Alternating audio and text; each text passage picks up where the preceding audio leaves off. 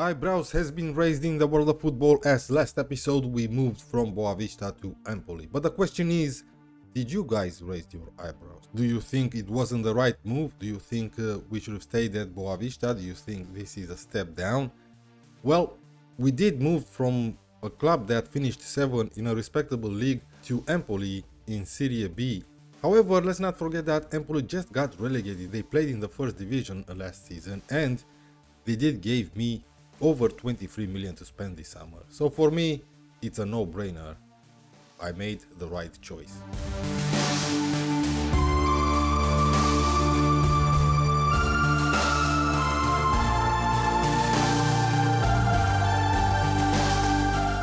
Hey, welcome back to the Journeyman. Our road to the Champions League final takes us through Empoli. And in today's episode, we're gonna take a look at every single aspect of this club.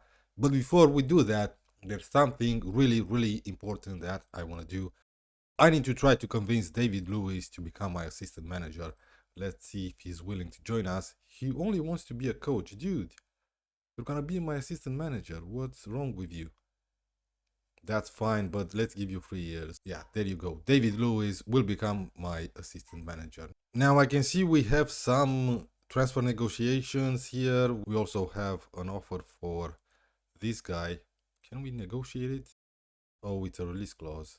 We also have this 26-year-old winger negotiating with a bunch of clubs for 3.5 million. I cannot reject them. So that would be it, I guess. I made a transfer offer for this goalkeeper when I was managing Boavista for 1.6 million, but I withdrew because he wanted too much money. Now let's meet the squad. Let's sort by ability. Steven Shepney, he is concerned because we got relegated. He's wanted by 14 clubs.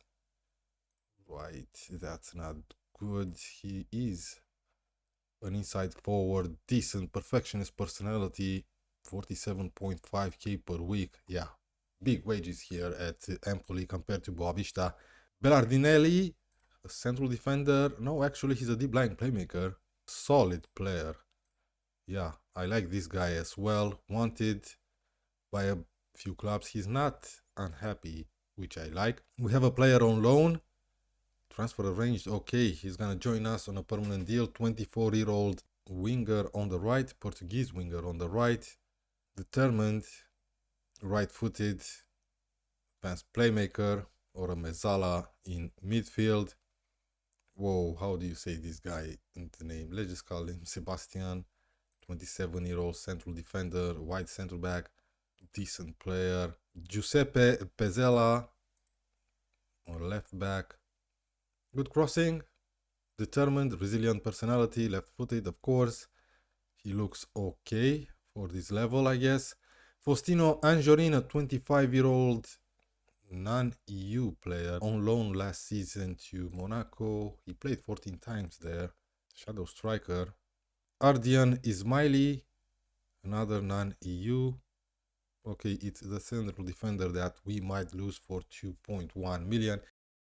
Considering he's a non-EU player, I'm happy to let him go. Nicolas Haas, 31-year-old Swiss ball-winning midfielder. Damian Michalski was on loan here. He'll go back to Real Sociedad. Heading 16, jumping reach 16. Contract details. An optional future fee of almost 6 million. I don't think I'm gonna sign a 29-year-old for 6 million. 42-year-old Alberto Grassi, central mid. Vladan Danilovic, he's gonna join us on a permanent deal for 700k. Anchorman, he's gonna be a backup here, that's for sure. Antonio Mignani, 17-year-old, okay. Lots of potential here, fairly determined. International 16, deep line playmaker. Yeah, you know I'm gonna play this guy every single game, right? Oh, he has some value on him. 47 million. That's great. And here's another one for you. Davide Leporati. Winger or advanced forward, determined, 17. Great value. This guy is out on loan to Vaduz. I'm probably gonna sell him. I'm probably gonna sell this guy as well. I'm not gonna take a look at every single one of them because some of them will leave potential wise. The two 17-year-olds, then we have two 18-year-olds, Cristian Bagordo, a deep lying playmaker, decent, and Oliver Blinny, advanced playmaker, resolute personality. Let's sort by position now, but it seems like we have a lot of work to do here. We have Jasper Torkelson, not good enough. Jumping reach 19 though, perfectionist. Punching tendency 18, rushing out tendency 16. Yeah, but 23 and only 2-star in his ability. He's never gonna fulfill that potential. Daniele Caldini, 18-year-old, looks promising. We definitely need to sell some players. Now let's quickly pick a tactic so we can take a look at our best 11. Let's go with Tiki Taka and a 4-2-3-1 like this, because I saw a couple of playmakers and the shadow striker. Pick without restriction, best 11. Yeah, it's not looking great. Yusuf Malek, a 28-year-old Mezala, left-footed. Yeah, there's a lot to do. That's probably why they gave me 23 million to spend. Let's take a look at staff.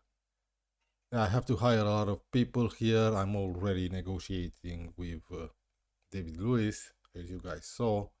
Yeah, we need to hire some people here, that's for sure. We don't have a head of youth. He probably resigned when the manager got sacked. So last season, Empoli finished 18th, 7 points behind 17th place Torino. And in the cup, they got knocked out by Roma in the third round.